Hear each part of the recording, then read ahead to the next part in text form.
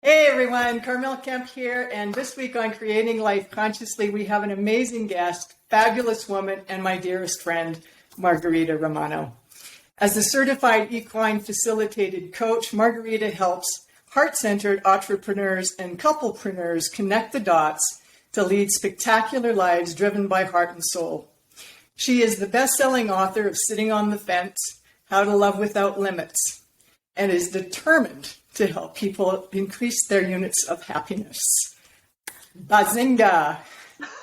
Oh, love Margarita. Like I said, Margarita is one of my dearest friends. We connect on Google Meet video, usually once a week to chat, to sort of keep each other accountable, play with energy and spirit. And I am super thrilled that she's agreed to do this with me. And I'm sure that we're going to have a lot of fun getting into this and digging into a conversation, and who knows where it's going to go. But love, thank you so much for being here and doing this for me, with me. And I just informed Margarita a little while ago that I thought it would be a great idea that she co-host with us at least once a month. So now that I've put it out here also, she's got no way to back out. You just twist the screws and, come at you sideways a little bit. But, things always change. But so certified equine facility coach. I know a lot about you. But of course our listeners do not. So why don't you just take a few minutes and talk about what is a certified equine facilitated coach and what you do. Okay. Well, hello, everyone. And first of all, Carmel, thank you so much for asking me to join you. I feel honored, and I think this will be a lot of fun. And certified equine facilitated coach is a mouthful and not something you hear every day. But basically, I partner with horses to help people. And why I do that is because I believe that horses hold a lot of wisdom in who they are in their natural state. They are prey animals, so their language of communication is energy. They don't use words, they use energy to communicate, and they reflect the energy that's in their environment. So when I bring someone into the space with the horses and I, their energy, they will reflect the energy of the person. And my expertise is horse behavior. And I can read into the behavior of the horses to help coach my client. And what's nice is horses don't care what you're thinking. It's not about the head. It's from the neck down, right? It's what you have, what you hold in your body. And a lot of us are not entirely aware of everything we hold in our bodies. And there's a lot of knowledge in there. And I teach this a lot that, yes, we all think knowledge is here, and it is. And we have access to the same amount, if not more, knowledge that we hold in our bodies. And so they will pay attention to what's happening in your body and reflect that. And then I get to have a guided coaching session, basically based on the behavior of the horses. And every horse is different. Every horse brings their own story, their own history, and will step up for different pieces of life, I guess. Yeah, it's fascinating work. I've had the pleasure of working with Margarita and her herd several times, and it blows my mind every single time what happens in a session with the horses. And, when you pick up what the horses is conveying through their behavior, and you're there and you can see the movement and what they're doing, it hits you and you're like, oh God, yeah, right. And then there's something that happens also within you that, and I hate to use the word resonate a lot because I think it's a little overused, but you just know. You know that you're having this dialogue and this communication, and this horse or the horses are really reflecting, and they have this willingness to also to help. They know what they're doing. They know that they've got a job to do, And the way that they work with you is fascinating. And so one of the things that I wanted to talk about today was the relationship that you have with the horses involves a deep level of building trust. Yes. Trust between you and the horses, and also trust within yourself. So can you talk a little bit about that and the relationships that you have with the horses and the trust that you build? Absolutely. So actually right now is a very interesting time of trust with the herd, because we, as you know, we lost 3 horses in the last 2 years and have recently added 2 new horses to the herd. And so every time a horse leaves or a horse enters the herd, it's like dominoes, like they boom, boom, boom, boom. They restructure, they re-question everything. Even though like one horse could be the boss of the herd for years, every time there's a change in the herd, they will re-question that. They will basically push that boss to see if they're still able to be top dog. That was a weird reference, but anyway. And it's all about trust. Like that whole shuffling is building trust.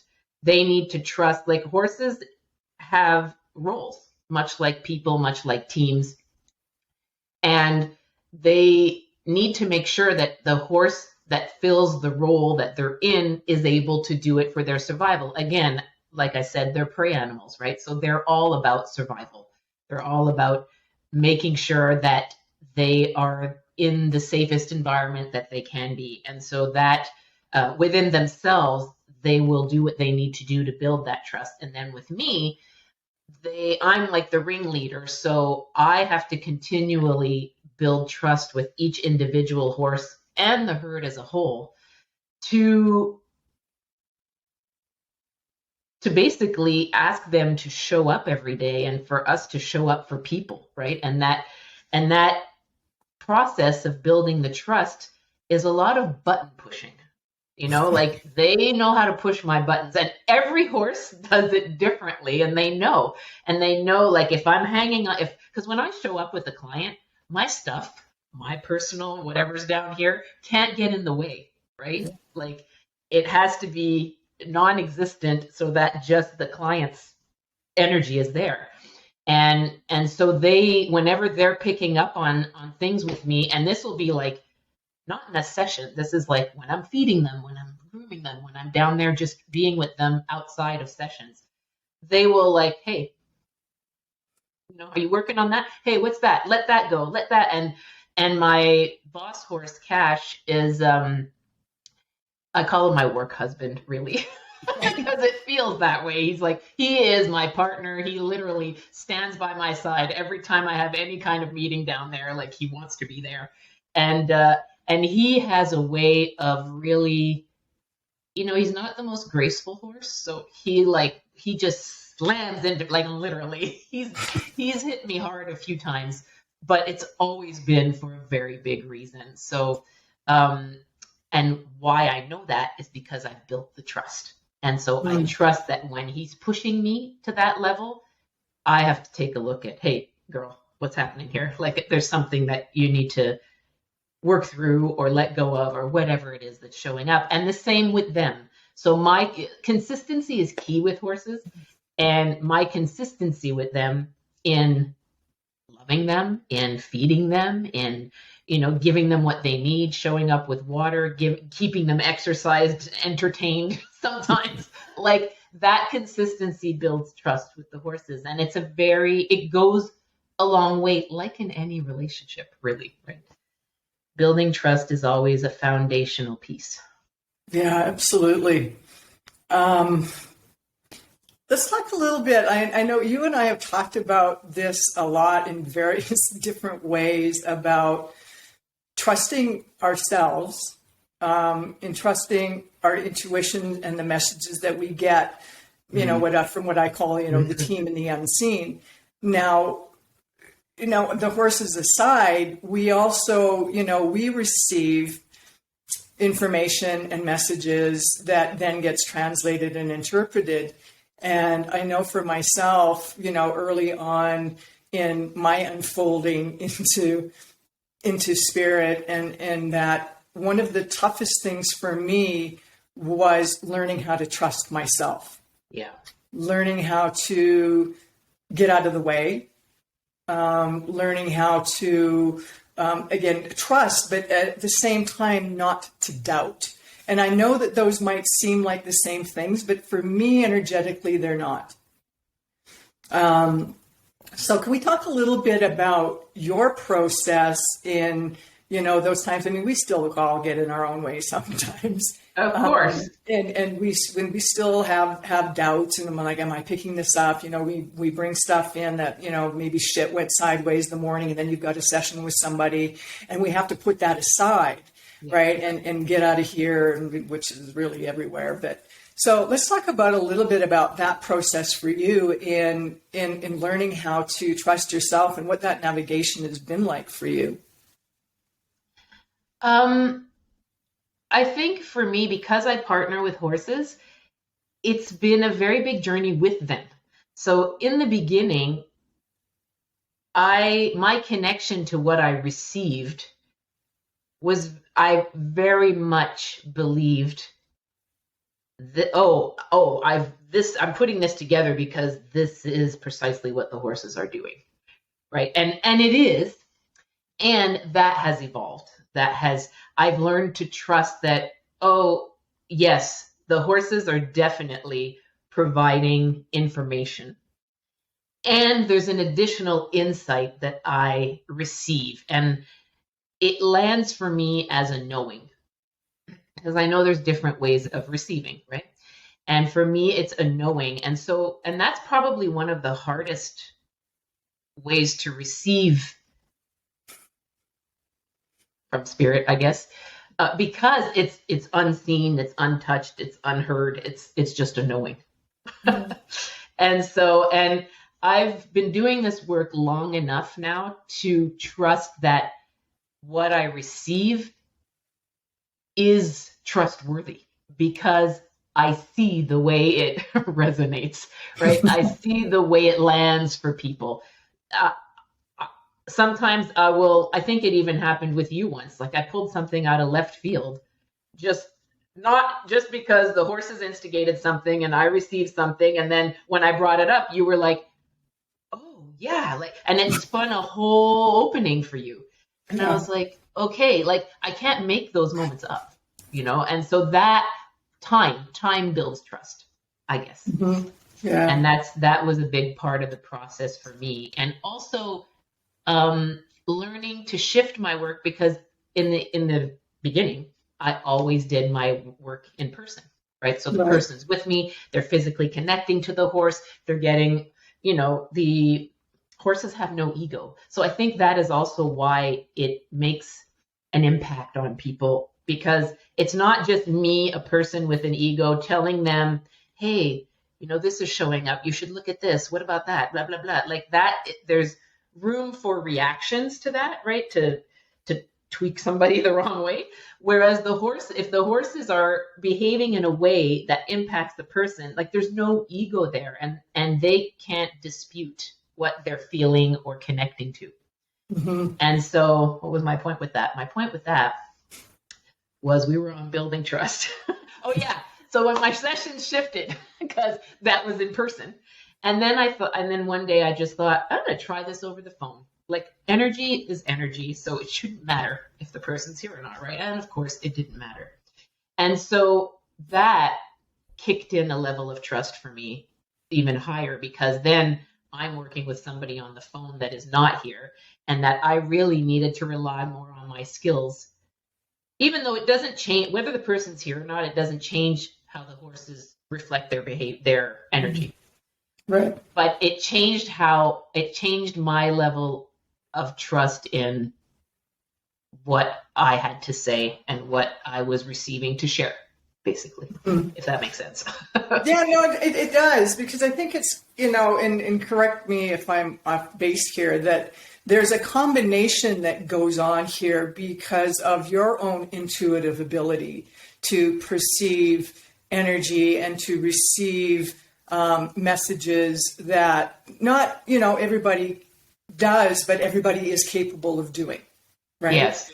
Right. And so, you know, what we've done, and I'm going to lump myself into this group as well, is that, you know, we've done enough work. We have that connection to spirit and to the unseen in a way that we've learned to get out of the way and to trust and be able to receive those messages.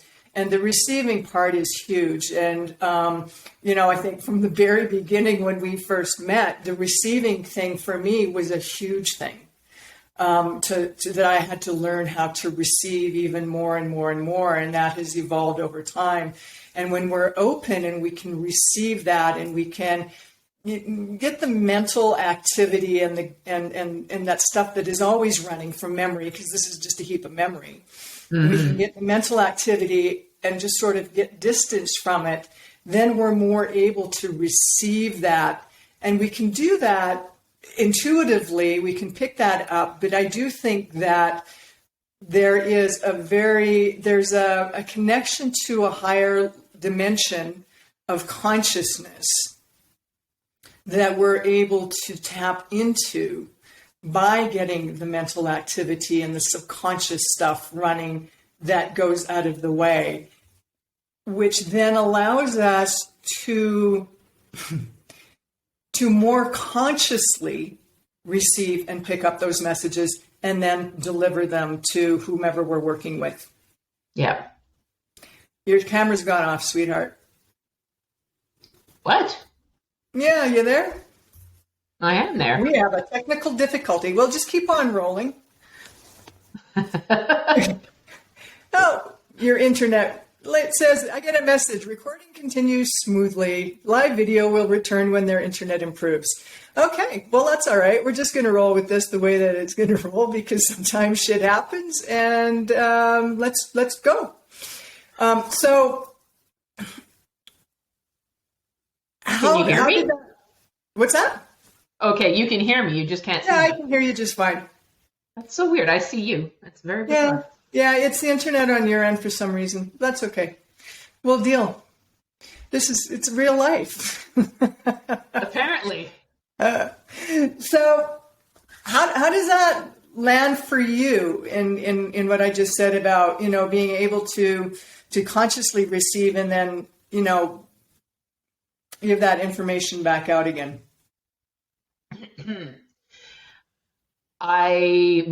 It rings true for me, because the more I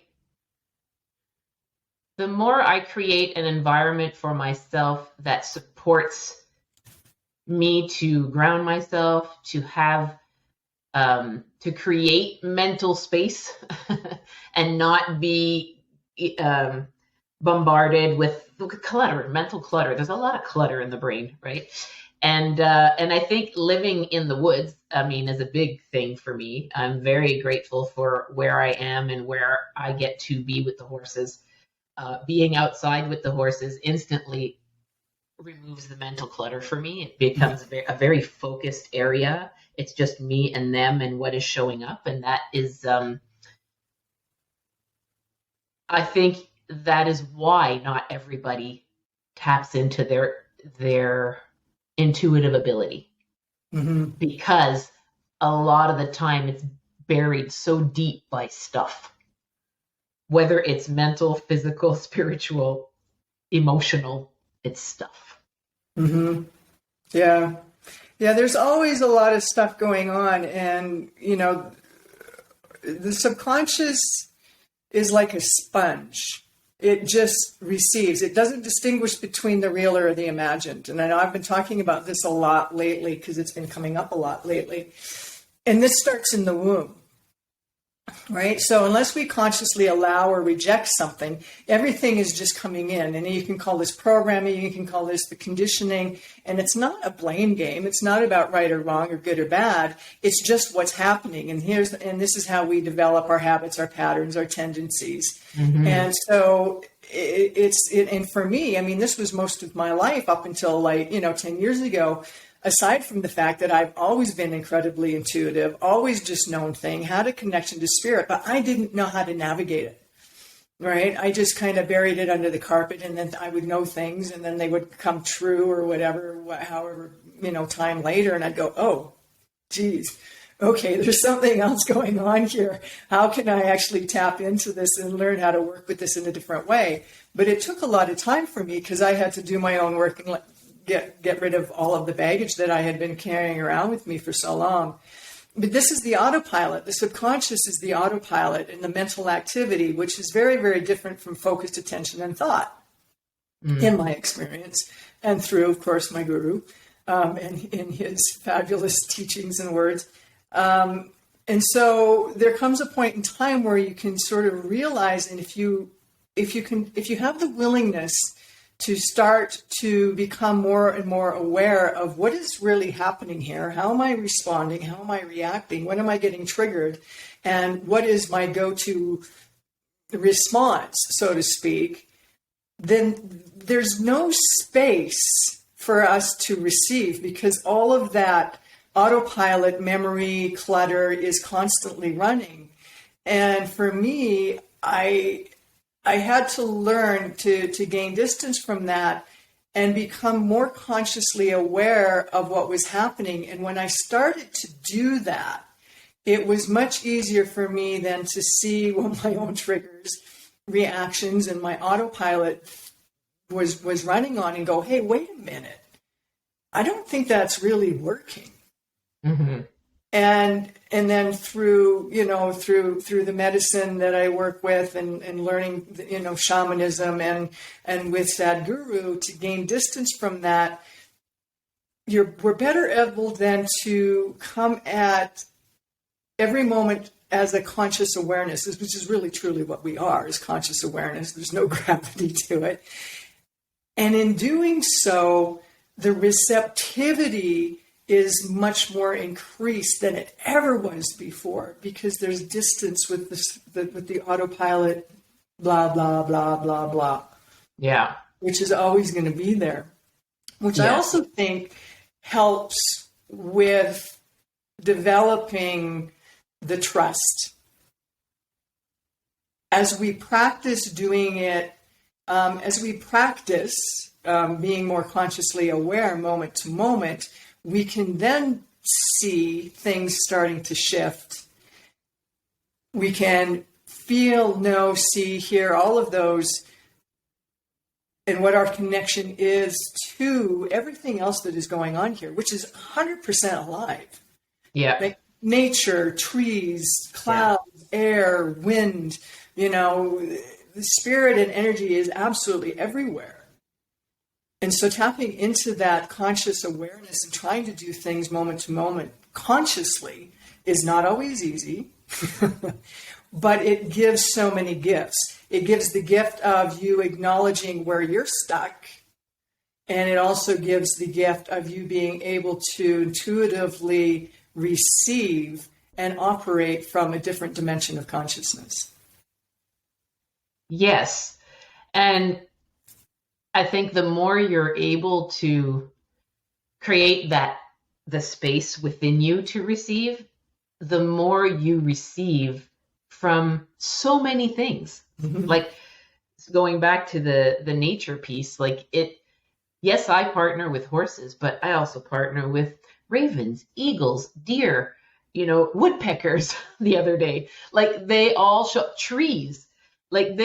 Everything is energy. Everything is in nature is living and breathing and like us. And so when you connect to that, of course, there's other knowledge there. We're not the only beings that carry knowledge. And oftentimes human beings require the knowledge that nature has to offer, because we're not the opposite, but almost, in terms of how we function, right? In terms of our day-to-day. Yeah, I think that, where we get stuck is that in our evolution of consciousness and developing what we would call the mind or the mental body is what really gets in the way. We're not separate from the environment or nature. We're a part of it. That's right. And it has so much to offer us. And there can be messages and everything. And I think that at the same time, there's not always a message. And so for me, I remember like early days, it was like I would see something and I'd go, oh, what does that mean? Right. But then the problem was that I was engaging with the intellect and the mind, and that's never going to work. It's just not going to work. Right.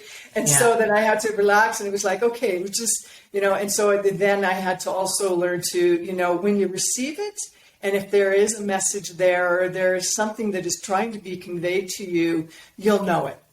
You'll just know it, or it's blatantly obvious. Yes. And it's funny because in a client session yesterday, we just spoke about this, the distinction between thinking and knowing. And because we were talking about intuition and how I receive it, how does she receive it? And I said, and I explained to her about that, I get it as a knowing. And the difference for me is when it lands intuitively as a knowing, I have no question around it. It's a knowing, it is fact for me, basically.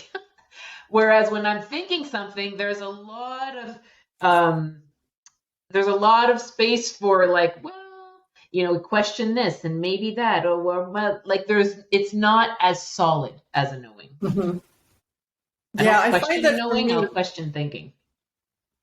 Right. And I think that this goes to developing that trust. And so the more and more that these knowings happen, you can distinguish the difference between when you're questioning and you're like, okay, well, what does this, and you're trying to figure it out. There's no trying to figure it out when it's like, boom, bang on. Yeah. Right. And sometimes when we know those things, and there's not always something that we can do with it, which is also very interesting. And we had this interesting actually experience. I'm just remembering this now. Because when I'm working with people, and especially with people that are really developing and have an aptitude for their intuitive abilities already, oftentimes they will develop a bit of fear around it. Because they're afraid of what they might know. That's right. And so they've had these experiences, or they've had these knowings come through, not really knowing what they were, but they remember that they picked up this message, and then, days or a week later, it would come to fruition, and then they'd be like, oh, geez. And then I found with some people after that, they're like, oh, God, well, what do I want to know and what do I don't want to know? And so this is, it's tricky. And I'm going to reference back to when I had received messages about Isabelle dumping her bike. Yes.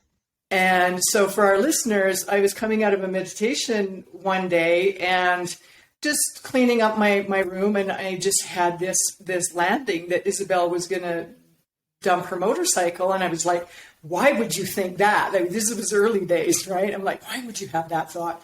Like, I was almost chastising myself for having this. I don't want that to happen. Oh my God, that would be terrible.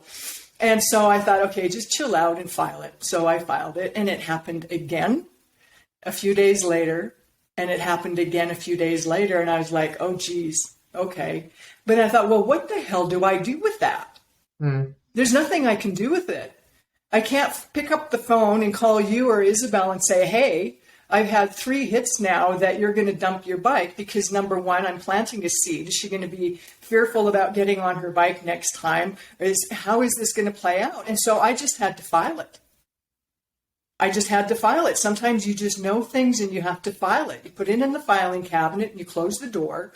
And if something happens, it happens. And hopefully it'll all be for the best. Now, Isabelle did dump her bike, and thankfully it was a gentle dumping, and it was a couple of bruises, and she wasn't badly injured.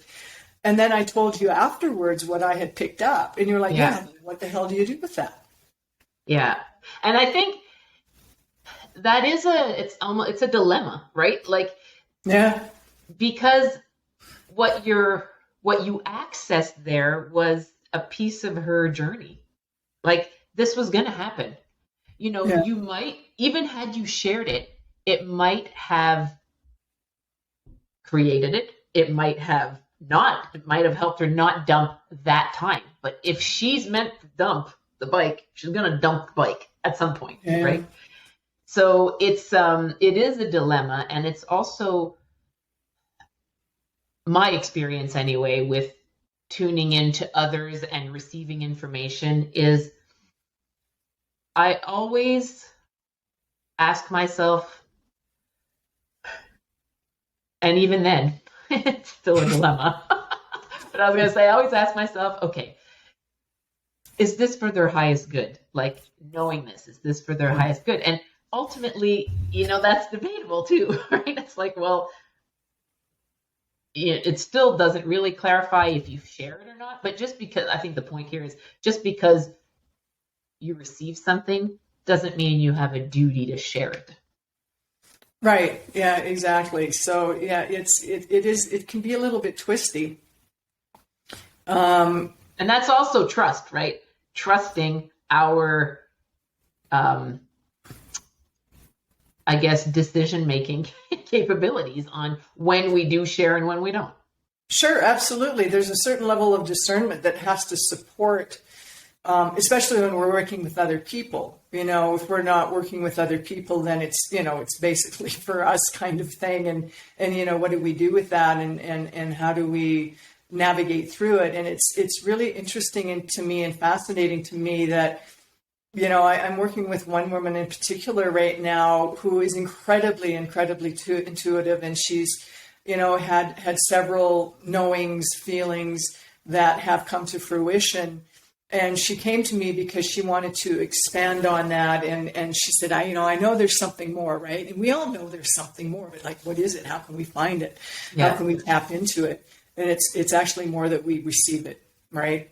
Yeah. You know, a true seeker is, you know, we're looking for the divine, the secrets of the cosmos, the three secrets of the universe. I mean, the trick is that, you know, the divine isn't lost, we are. You know, it's like, it's not something to be found.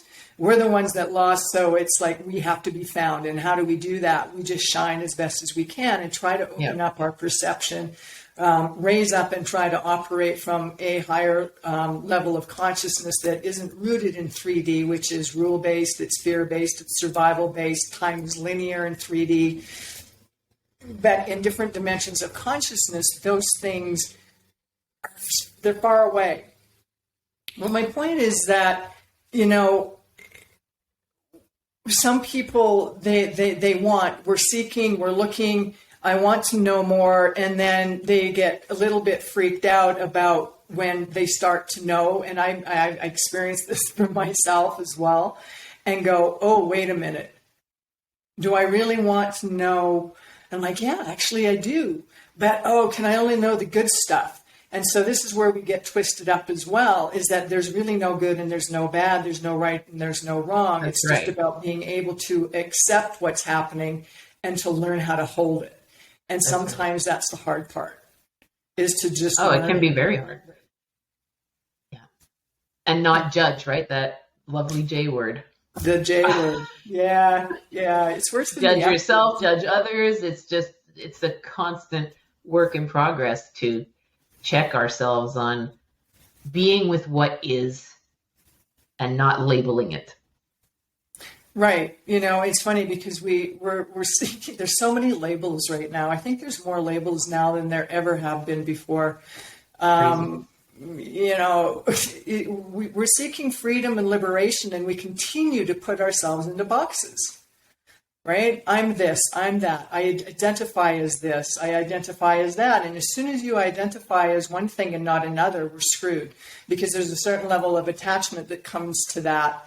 Right? And so, you know, okay, we've created this identity and this personality, and then we become attached to it and go, okay, and then something happens and you're like, well, okay, I can't react that way. I can't respond that way. I don't talk like this. I don't behave like that. Well, that's a completely limited identity. If we can come at it from a different place of looking at just doing what is needed or appropriate situation to situation to situation. You know, Sadhguru talks about this a lot. He said, if you need to be a demon, be a demon. right? Mm. You know, if someone shows up and is threatening you with physical violence or somebody, and you stand back, well, I don't fight and I don't do this. I'm Yeah. sorry, that's a load of No. crap. Okay, Yeah. just, you know, I'm going to kick somebody right in the crotch or do something that is appropriate, and I'm not going to feel bad about it. And so we continue to put ourselves into these boxes. We label and define ourselves by so many different things, and then we wonder why we're stuck in the box. Right? I mean, Labels. I think the labels, what the labels are doing is shedding light on the fact that we are not in a box. You know, there are many different types of people, many different types of ways people relate to themselves, let alone to others, right? And so in a world of labels, I think the labels right now are just expanding awareness on that. I don't know. Do you think so? Because I think it's expanding awareness on it, but it's also pigeonholing people. And people are pigeonholing themselves. And this is the greatest source of entanglement, right? I mean, you know, for example, and I might get skewered for this, but I don't really care, is that how many letters do we have now for LGBTQ LMNOP? Yeah. Right? And then people identify, oh, I identify as this, that, or the other thing. I identify as Canadian. I identify as American. And as soon as we do that, then I'm this and you're that, and there's separation. And it's not going to work. It's just not going to work. Right? I don't know what the solution is. Well, I think when seen as, when you're comparing it to yourself, yes, that creates a separation. But when you look at it, when you're looking at a person for who they are, and that's how they identify, it gives you information on that person. And what value is that to me? Well, expanding awareness that we're not all in box A or in box B. But if somebody does identify as box A, how can I, you know, it's like then our perception is okay, that person is in box A and I'm in box B. Yes. And those perceptions have been the start of every conflict, every war.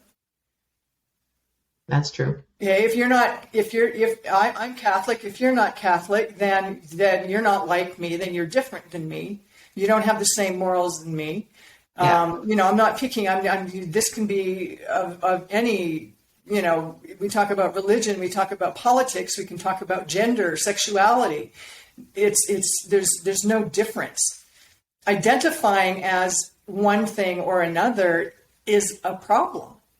It's a big problem, right? Because then it's incredibly limiting.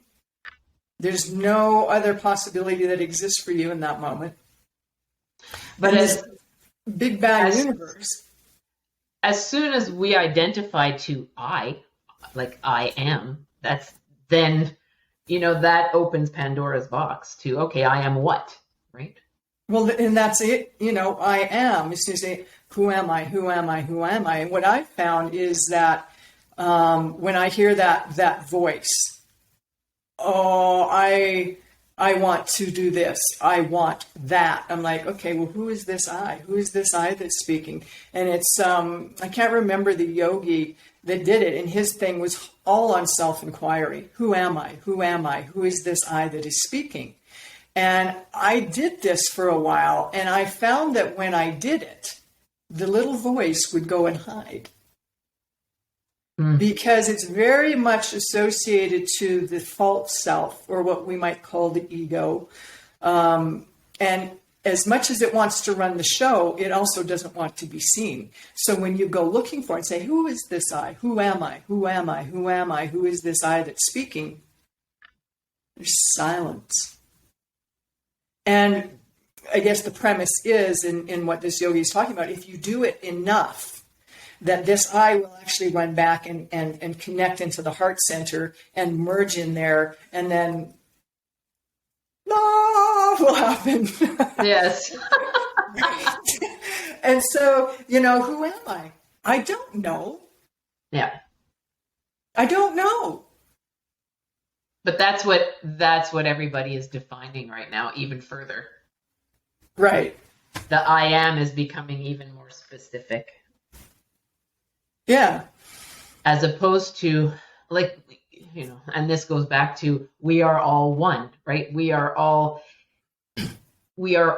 connected. As much as we're connected to animals and trees and bugs and everything that's here, we're connected to each other in that way, right? And so this whole identity,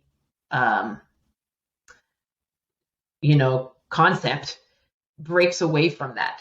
Mm-hmm. Yet we're all here because we all individually have things to accomplish. Well, there's different, it's all the same energy manifesting in different form. Technically, there's only one soul. Yes. It's para-atma, right? There's only one soul. And it's here, it's there, there's some here and there's some, but there's only one soul. Yeah. Right? And so, the answer in many ways is inclusivity, is to include everything and everyone as a part of yourself. Right? Can you be a mother to the world? Yeah. Right? Because as soon as we go, I like this person over here, I don't like that person over here, you're not including anything. So if we can look at everything as mine, okay, right? As a mother would look at its own child, yeah. Right? Okay, that's okay. So if you have a child that is yours, okay, that's your child. Can you look at the neighbor's child and say, that's my child too? And this is tricky. But can you include? It's about treating everybody equally and including everything and everyone as a part of yourself. Then there's no more boxes. Then there's no more labels. And we can just accept everyone for we all behave differently. We all look different, right? And can we just accept that? Accept it and hold it. But we have to do that consciously. That's right. It's never going to work because the subconscious is triggered. It's going to be, no, I've created this way. This is what I believe. This is what I think. This is what I feel. And if you don't, then piss off. And that's a problem. Right? And then we don't trust each other. How many people, we walk down the street. It actually doesn't happen here in Peru like it did in Canada, where people are walking down the street. They're either looking at their phone, down at their phone. They're not looking eye to eye at people. Or they're, when you do walk past somebody, nobody says hello, rarely. Nobody acknowledges one another, rarely. And there's a sense a lot of people putting up boundaries, even when they're walking around, like they don't want to look at anybody. They don't want to acknowledge anybody. Here, I can't walk anywhere. And everybody says, buen día, buenos días, hola. Everybody, ¿cómo está? Yeah. How are you? Hey, mommy. I have to say that's my experience on the island here, on Vancouver Island, is every time, but I think it's a reflection of who we are too. Like if you walk down the street, or I'll say me, if I walk down the street and I'm not engaged on my phone and I'm making eye contact and I'm smiling at people and saying hi, it comes back to me, right? Yes. So, or people will do it to me first. And so I like the horses are a mirror for people, people are a mirror for people too. And that's, what we put out comes back, right? Absolutely, 100%. And I did notice that when I was still in Vancouver, and I would walk down the street, I would smile and some people would smile back. Majority of people would not. They would look away and be like, "The hell's the matter with?" Yeah. Well, and cities are different for that, for sure. And the island's very different because it's a smaller community, and I found that over the course of my life, that living in smaller knit communities, there was a little bit more of an openness and willingness to acknowledge one another and to say hello. But, talking about trust, it's, we learn to distrust so early on that in looking in sort of modern, sort of Western societies now, there's just so much distrust with each other going on that sort of exacerbates the own internal issue that we have, right? And I think in many ways it goes back to that we don't, if you don't trust yourself, how are you going to trust anyone else? That's right. I mean, I didn't trust myself. Do I trust myself completely? Probably not right now. I'd be lying to myself and to everybody else if I said that I 100 completely, trust myself. I still, there's still things that I want to explore. I know that I still have a lot to evolve into and to discover. I'm still in a body, so yeah, I got a lot to learn, right? There's a karmic structure here that I've got to burn through and to still learn and grow, expand and evolve. And as spirit and this universe pushes me more and more into surrender and into receiving and to yielding to life, the more rich my life is becoming. A prime example is starting this podcast. I mean, we talked about this years ago, and then it kind of fell off and we got busy with doing some other things. But it was very apparent to me in the last 6 months here that the messages that I was getting was to express myself more outwardly out into the world. And I resisted for a few months, and I finally went, okay, fine, let's do it. It's all you. It's just all you. Let's do it. And so I dropped down into even deeper levels of trust. Through my work with Sadhguru and Devi, that has also deepened with me. Also, working with, ayahuasca and San Pedro and the medicine and my learning and my training, which I also resisted in the beginning many years ago, is that there's so many forces, spirits, energies, beings that are supporting me to trust myself more and more. And it gets to a point where you really understand that the only thing that you really have to trust yourself to do is to get the F out of the way and allow that spirit and that energy to flow through you. And literally here, I'm an instrument. I'm an instrument, use me. I'll do my best to get out of the way. I'll do my best to surrender. I'll do my best to trust. You work through me. And it's wild. It's freaky. I still, have my moments of resistance.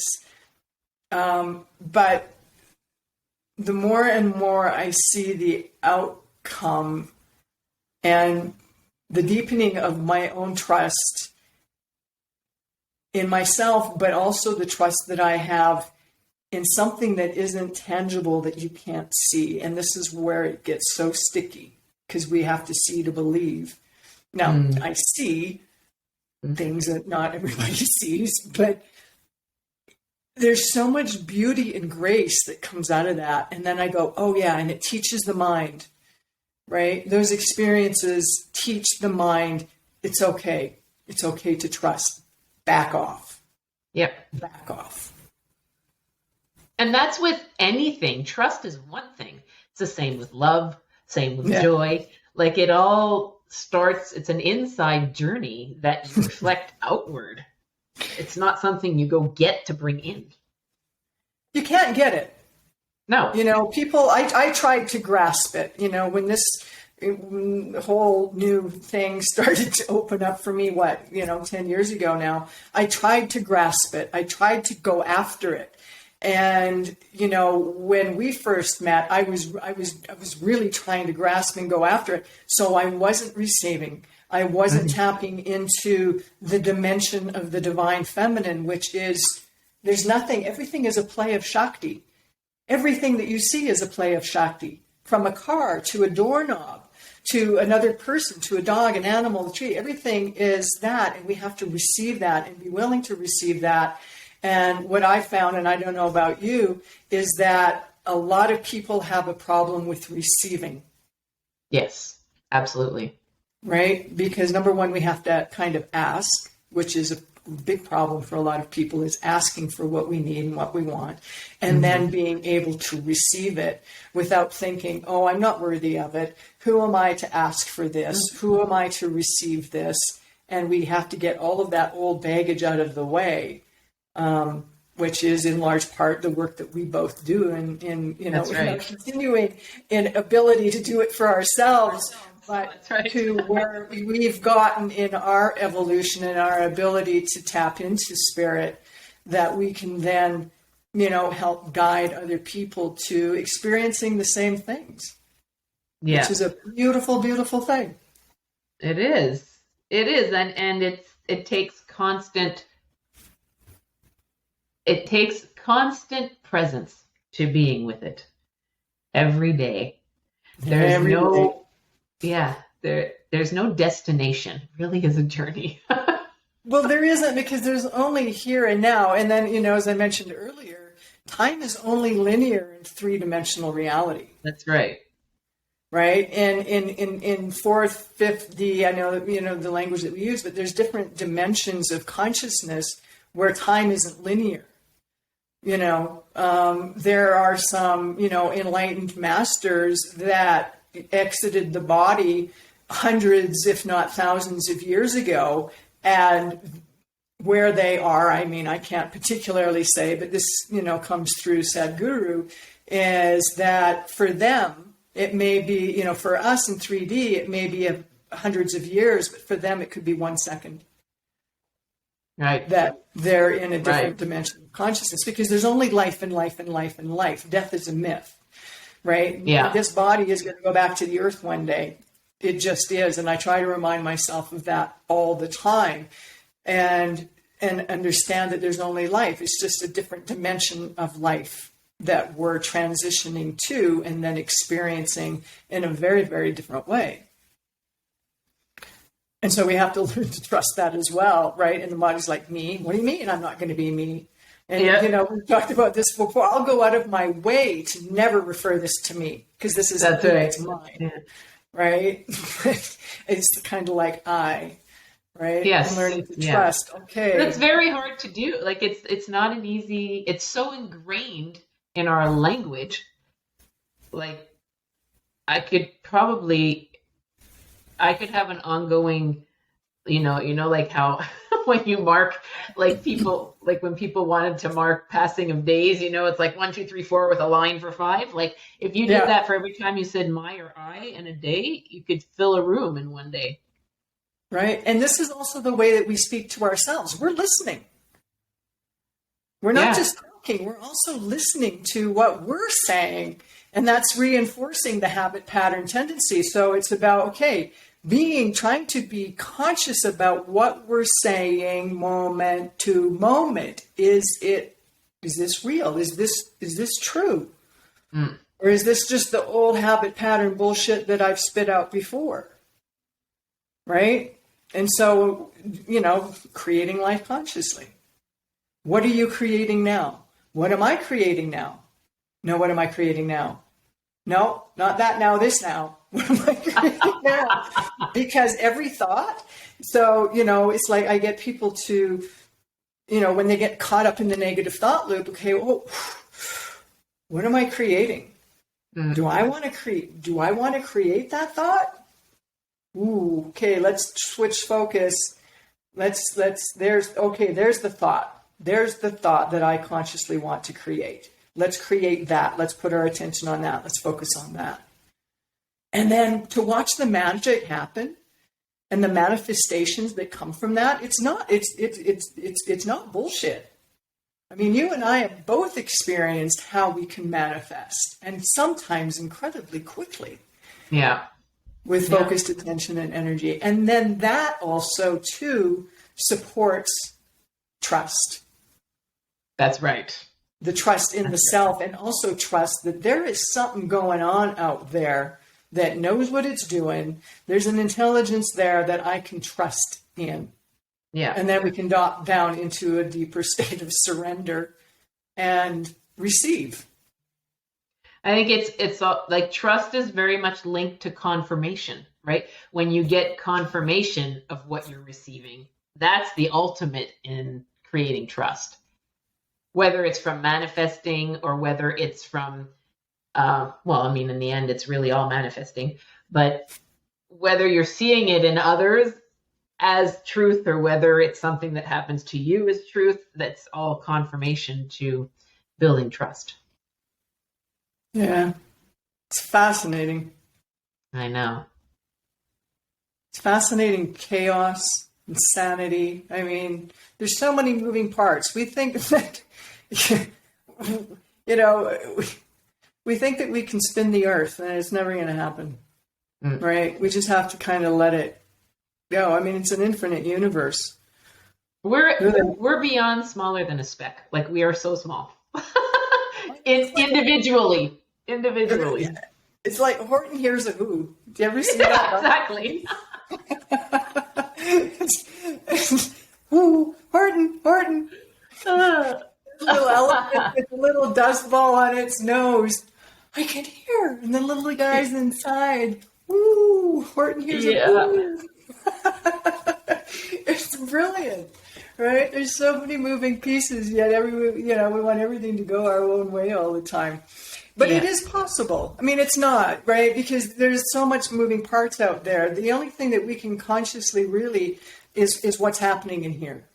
Mm-hmm. This we can control. We can manage our own energy. We can manage our own thoughts. Not everything out there is ever going to go our own way. And so to learn how to still be loving, peaceful, and joyfully here, even if there's a shitstorm going on out there, and it's tricky. It's tricky, but it can be done, right? It can be done. If I can do this, and not 100% and not all of the time, but if I can do this, and I would say probably 65 to 70% of the time, if not even a little bit more, if I can do this after all of my crappy baggage that I had to let go of and the shit that I've inflicted upon myself, we can all do it. Mm-hmm. Mm-hmm. I know we can. I think we can. It's like Thomas the Train. We're bringing all these cartoons in. It's great. Yeah. So that was a whirlwind of a tour. We blew through that. So let's talk about a little bit. What are you creating? Really quick. What are you creating? Are you creating anything new lately? What are you creating and focusing on creating right now? A few things. Right. In addition to the work that I do with horses, I'm also an advocate for love, right? And I wrote a book on love and unconditional love and the state of being love. And I'm continuing that. So in addition to my book, I'm working on an oracle deck, and I may even create a journal around it all. I don't know. I'm playing with that. I'm working on different experiences with the horses, creating, because I tend to work with people in business just because of the nature of the rest of our business, which is branding, right? And I'm starting to explore more outside of that, putting stuff out to our community here. Like, I hear that there's a lot of people that say, I have a fear of horses. When I was younger, la, la, la, la, la, right? And so just getting, changing people's relationships with horses, because it'll change their relationship with themselves, right? Mm-hmm. So looking at opening up experiences in that vein. And I'm very much in a state of openness right now to creativity, to collaboration, speaking with many different people in putting our gifts and ourselves together to create more impact, right? And I think that's why I'm like, I'm totally on board for this podcast. It's going to be great. It'll be so much fun. If you thought today was fun, guys, just hang on to your hats. We have so much that we're going to explore, and we have so many other amazing guests. But so if people want to get a hold of you, Margarita, and, I will put this in the show notes so people can have it later, but where can they find you? We can book sessions with you for horse sessions and Yes. Yeah. I guess the easiest place to learn more about me and to book sessions would be through our website, which is LeapZoneStrategies.com. There's a page there called Horsepower. That's specifically about what I do with the horses. And otherwise, I'm on Facebook. I'm on LinkedIn. I'm on under my name, Margarita Romano. I have a page called Loves Matters. Loves Matters. Is that what I said? Yeah. Love Matters. And a group actually that's open to the public called Cash's Corner. Cash is my work husband horse, and it's a great place for just even to learn more about the wisdom that horses hold. Fabulous. And I will put it in the show notes for everybody so that they can have links to find Margarita. And again, love, thank you so much for being here and sharing this time and your wisdom and your work.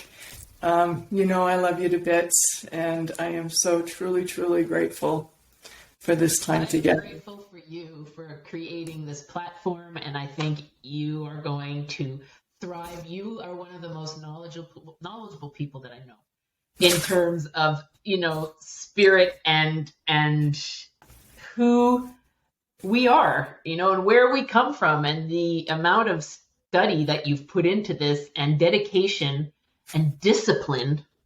People, there's discipline here, trust me, is just beyond words. So I love you to bits, and thank you very much for sharing this with me.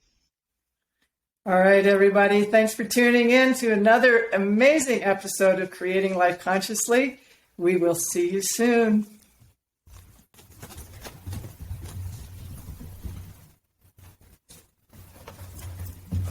I'm going to have to edit the back end of this. Oh, there it is. There's the